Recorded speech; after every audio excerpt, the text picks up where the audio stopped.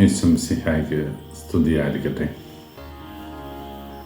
വിശുദ്ധ യോഹന്നാന്റെ സുവിശേഷം 20-ാം അധ്യായം 24 മുതൽ 29 വരെയുള്ള തിരുവചന ഭാഗം. ഇന്ന് ഭാരത ക്രൈസ്തവർക്ക്, മാർത്തോമ ക്രിസ്ത്യാനികൾക്ക്, പൗരസ്ത്യ സഭാ മക്കൾക്ക് ഏറെ സന്തോഷകരമായ ഒരു തിരുനാൾ ദിനമാണ്. വിശുദ്ധ തോമാസ് ലീഹായുടെ ദുഗ്രാന തിരുനാൾ. ക്രിസ്തുവിൻ്റെ ശ്രേഷ്ഠ ശിഷ്യനായ തോമാസ് ലീഹ ഭാരതത്തിലെ സുവിശേഷ ദൂതുമായി കടന്നു വന്നതിൻ്റെ ധന്യമായ ഓർമ്മകൾ നമ്മുടെ ഹൃദയങ്ങളിൽ നാം സൂക്ഷിക്കുന്നുണ്ട്. AD 52 കൊടുങ്ങല്ലൂരിൽ മുസീരിസിൽ അദ്ദേഹം കപ്പലിറങ്ങി നീണ്ട 20 വർഷക്കാലത്തെ കേരളത്തിലും ബർമയിലും തമിഴ്നാട്ടിലുമൊക്കെയുള്ള സുവിശേഷ പ്രഘോഷണ ദൗത്യത്തിൻ്റെ സമാപനത്തിൽ മദ്രാസിനടുത്തുള്ള മൈലാപ്പൂർ ചിന്നമലയിൽ എംബ്രാന്തിരിമാരുടെ കുന്തമുനകളിൽ പിടഞ്ഞു വീണ് മരിച്ച ധന്യവിശുദ്ധനായ വിശുദ്ധ തോമാസ് ലീഹ, അദ്ദേഹത്തിൻ്റെ പാവന സ്മരണയ്ക്ക് മുമ്പിൽ നാം ശിരസ്സ് നമിക്കുകയാണ്. പഴയ ഒരു നാടകഗാനമുണ്ടല്ലോ, മധുരിക്കും ഓർമ്മകളെ മലർമഞ്ചൽ കൊണ്ടുവരൂ, കൊണ്ടുപോകൂ ഞങ്ങളെ ആ മാഞ്ചുവട്ടി. ഓർമ്മകൾ എന്നും നമ്മുടെ ജീവിതത്തെ മുന്നോട്ട് നയിക്കും. ഓർമ്മകൾ സന്തോഷകരമാണെങ്കിലും ദുഃഖകരമാണെങ്കിലും ജീവിതത്തിൻ്റെ ഗതിവിഗതികൾ നിയന്ത്രിക്കുന്നതിൽ അതിന് ഏറെ പ്രാധാന്യമുണ്ട്. ദുഗ്രാന എന്നത് തോമാസ് ലീഹായുടെ ഓർമ്മ തിരുനാളായതുകൊണ്ട് തന്നെ ഈ ദിവസം ഏറെ ധന്യമായി മാർത്തോമ ക്രിസ്ത്യാനികൾ കൊണ്ടാടുന്നു. തദ്വാര നാമും ഈ തിരുനാൾ ആഘോഷത്തിൻ്റെ സമൃദ്ധിയിൽ, കൃപയിൽ, അനുഗ്രഹത്തിൽ സന്തോഷിക്കുകയാണ്. തോമാസ് ലീഹായെക്കുറിച്ച് അവൻ ശിഷ്യ സമൂഹത്തിലേക്ക് തിരഞ്ഞെടുക്കപ്പെട്ടു എന്നതിൻ്റെ സൂചന മാത്രമാണ് സമാന്തര സുവിശേഷങ്ങൾ നൽകുന്നത് എങ്കിൽ, ഏറെ വ്യത്യസ്തമായ ഒരു രചനാ ശൈലി തൻ്റെ സുവിശേഷ രചനയിൽ അങ്ങോളം ഇങ്ങോളം കാത്തു സൂക്ഷിച്ച വിശുദ്ധ യോഹന്നാൻ ശ്ലീഹ 3 വട്ടം വളരെ കൃത്യമായ സൂചന തോമാസ് ലീഹായുടെ ഇടപെടലിനെ കുറിച്ച് ബൈബിളിൽ നമുക്ക് നൽകുന്നുണ്ട്. ലാസറിൻ്റെ ശവകുടീരത്തിങ്കിൽ ഒരുപക്ഷെ അവൻ മരിച്ചു എന്ന ചിന്ത പോലും ശിഷ്യരിലേക്ക് പകർന്നു കൊടുക്കുന്നതിന് മുമ്പ് ബഥാനിയയിലേക്കുള്ള യാത്ര ക്ലേശകരമായിരിക്കുമെന്നും അവിടുത്തെ എതിർക്കുന്ന ഫരിസേയ നിയമജ്ഞ വിഭാഗം ഒരുപക്ഷെ ഈശോയെ തടയാൻ പോലും സാധ്യതയുണ്ട് എന്നും അപകടസമാനമായ ഒരു വഴിയിലേക്കാണ് തങ്ങൾ പോകുന്നതെന്നും മനസ്സിലായപ്പോൾ തോമസ് ലീഹ ഒരു ധീര പട്ടാളക്കാരൻ്റെ, ധീരയോദ്ധാവിൻ്റെ തൻ്റെ ഇടത്തോടുകൂടി 11 അപ്പസ്തോലന്മാരെയും ഉദ്ബോധിപ്പിക്കുന്നുണ്ട്. അവനോടൊത്ത് മരിക്കാൻ നമുക്കും പോകാം. 3 വർഷക്കാലം അവിടുത്തോട് സഹവസിച്ചപ്പോൾ തങ്ങളുടെ ഗുരുവും കർത്താവും നാഥനുമായ യേശുവിൽ പൂർണ്ണ വിശ്വാസത്തോടെ ചേർന്ന് നിൽക്കാൻ, അവന് വേണ്ടി ജീവിതം ഒഴിഞ്ഞുവെക്കാൻ തയ്യാറായ ഒരു ജീവിതം. ആ ജീവിതത്തിൻ്റെ പുണ്യമായ ഏടാണ് നമ്മളവിടെ കണ്ടെത്തുക. യോഹന്നാൻ ശ്ലീഹായുടെ സുവിശേഷത്തിലെ 14-ാമത്തെ അധ്യായത്തിൽ ഇതേ യേശുനാഥൻ ശിഷ്യന്മാരോട് തൻ്റെ ആഴമായ ആധികാരികമായ പ്രബോധനങ്ങൾ പങ്കുവയ്ക്കുമ്പോൾ ഞാൻ എവിടേക്ക് പോകുന്നുവെന്നും നിങ്ങൾക്കറിയാം, അവിടേക്കുള്ള വഴിയും നിങ്ങൾക്കറിയാം എന്ന് പറഞ്ഞപ്പോൾ എളിഭ്യരായി ഒന്നും മനസ്സിലാകാതെ ഗുരുമുഖത്തേക്ക് മാത്രം നോക്കിയിരുന്ന ശിഷ്യന്മാരുടെ കൂടെ തൻ്റെ ഇടത്തോടുകൂടി സംശയം ഉന്നയിക്കാൻ മനസ്സ് കാണിക്കുന്നത് തോമായ. കർത്താവ്, നീ എവിടേക്ക് പോകുന്നുവെന്ന് ഞങ്ങൾ അറിയുന്നില്ല, പിന്നെ വഴി ഞങ്ങൾ എങ്ങനെ അറിയും? ഈ ചോദ്യത്തിന് ഈശോ കൊടുത്ത ഉത്തരം ഒരുപക്ഷെ ദൈവത്തെക്കുറിച്ചുള്ള, യേശുവിനെക്കുറിച്ചുള്ള ആധികാരികമായ ഒരു പ്രബോധനമായിട്ട് തീരുകയാണ്. വഴിയും സത്യവും ജീവനും ഞാനാണ്. എന്നിലൂടെ അല്ലാതെ ആരും പിതാവിൻ്റെ അടുക്കിലേക്ക് പ്രവേശിക്കുന്നില്ല.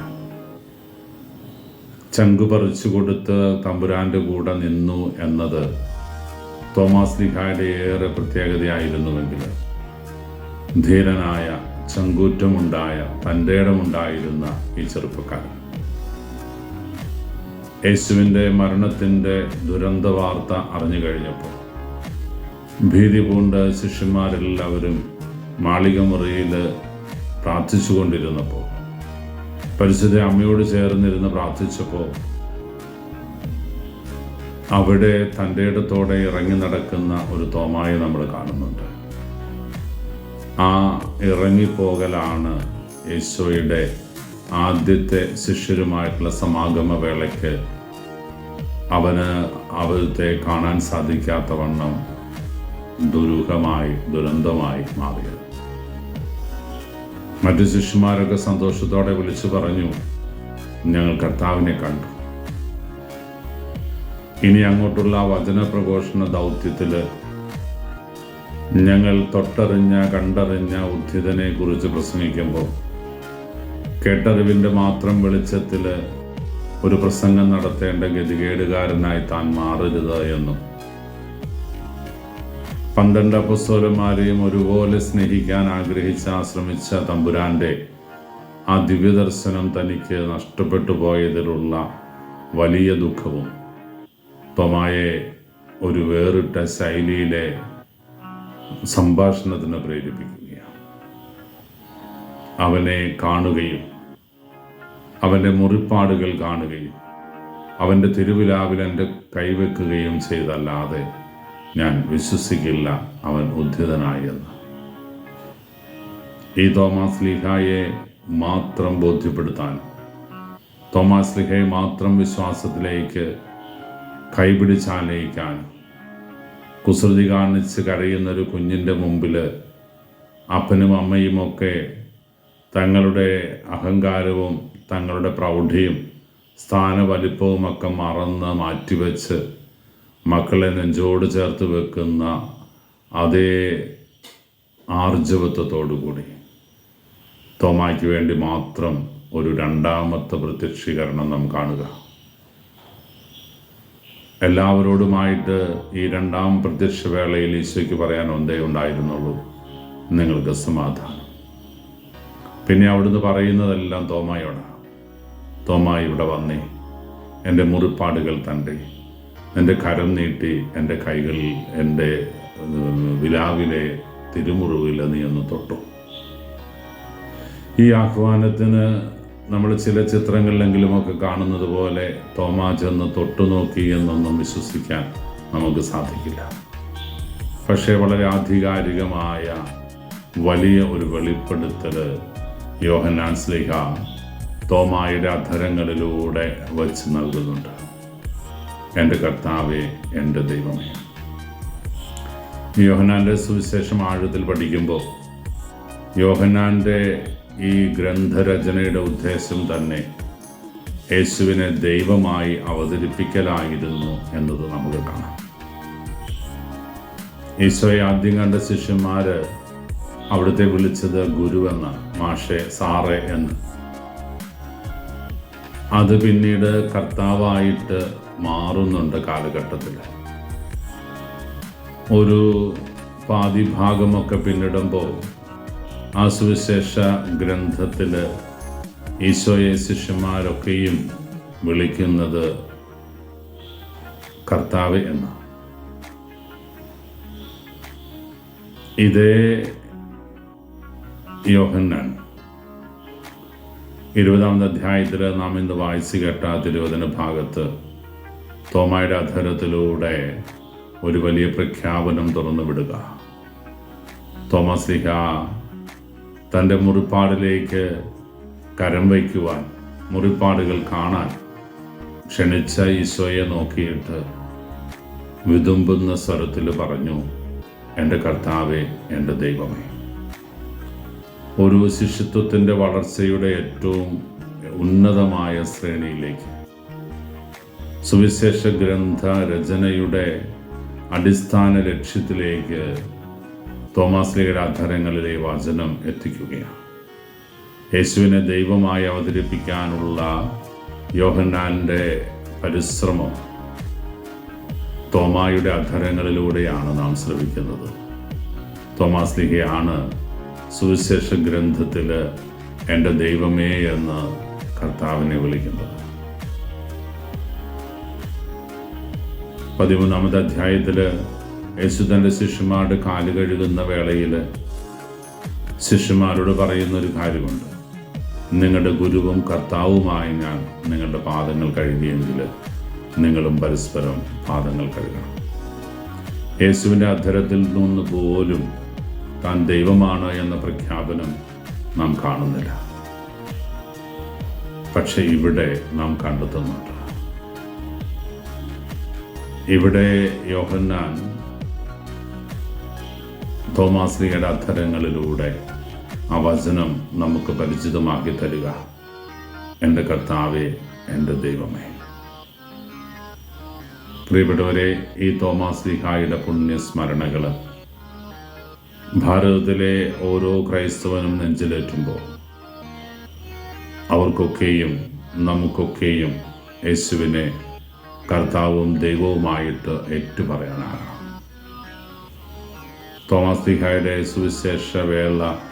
സുവിശേഷ വചന പ്രഘോഷണ യാത്ര കേരളത്തിൽ അധികം നാൾ നീണ്ടു നിന്നില്ലെന്നും വളരെ ചെറിയൊരു ക്രൈസ്തവ സമൂഹത്തെ 7 പള്ളികൾ എന്ന പേരിൽ അവിടുന്ന് രൂപീകരിച്ചു എന്നതിനപ്പുറത്ത് തമിഴ്നാട്ടിലേക്ക് കടന്നുപോയ തോമാസ് ലീഹ പിന്നീട് ഒരിക്കലും മടങ്ങി വരാതിരുന്നതുകൊണ്ടും സുവിശേഷ ദൗത്യം ഏറെ വിജയകരമായല്ലാതിരുന്നൊരു കാലഘട്ടത്തിനാണല്ലോ ഗ്നായിത്തോമായുടെ നേതൃത്വത്തിലുള്ള കുടിയേറ്റ സംഘം ഭാരതം ഭൂവിലെത്തി ഈ നാട്ടിലെ ജനങ്ങളെ സുവിശേഷത്തിൻ്റെ അനുഗ്രഹത്തിലേക്ക് കൈപിടിച്ച് നടത്തുന്നത്. അത് ചരിത്രരേഖയായി നമ്മുടെ ഹൃദയത്തിൽ സൂക്ഷിക്കുമ്പോൾ നമുക്ക് അഭിമാനത്തോടെ കർത്താവിൻ്റെ വചനത്തിൻ്റെ ബീജോപാചം നമുക്കായി നൽകിയ ആ തമ്പുരാൻ്റെ അനുഗ്രഹത്തോട് ചേർന്ന് നിൽക്കാം.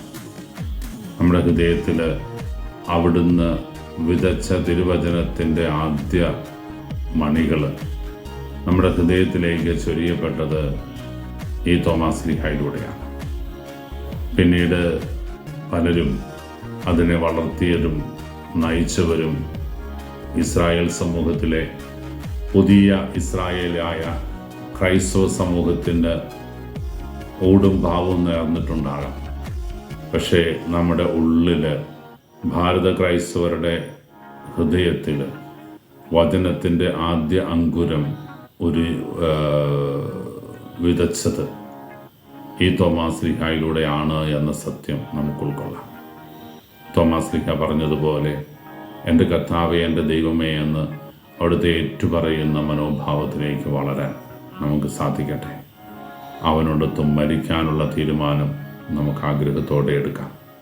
ഒപ്പം സംശയങ്ങളും ചോദ്യങ്ങളുമൊക്കെ തൻ്റെ ഇടത്തോടെ ഉന്നയിക്കുവാനുള്ള ആഗ്രഹം വചനമാഴത്തിൽ പഠിച്ചും വചനത്തെ അപഗ്രഥിച്ചും നമ്മുടെ ഹൃദയത്തിൽ രൂപീകരിക്കാൻ നമുക്ക് സാധിക്കട്ടെ. ഈശോയുടെ വലിയ കൃപയും അനുഗ്രഹവും തോമസ് ലീഹായുടെ വലിയ മാധ്യസ്ഥം വഴി നമുക്കെല്ലാവർക്കും ലഭ്യമാകട്ടെ എന്ന് ആഗ്രഹിക്കുകയും പ്രാർത്ഥിക്കുകയും ചെയ്യുന്നു. തോമസ് നാമധാരികളായ എല്ലാവർക്കും ഈ പുണ്യദിനത്തിൻ്റെ അനുഗ്രഹങ്ങളും പ്രാർത്ഥനകളും ആശംസിക്കുന്നു. ദൈവം അനുഗ്രഹിക്കട്ടെ. കർത്താവ് ശംസിഹായുടെ കൃപയും പിതാവായ ദൈവത്തിൻ്റെ സ്നേഹവും പരിശുദ്ധാരൂപിയുടെ സഹവാസവും നാം എല്ലാവരും കൂടി ഉണ്ടായിരിക്കട്ടെ, ഇപ്പോഴും എപ്പോഴും എന്നേക്കും.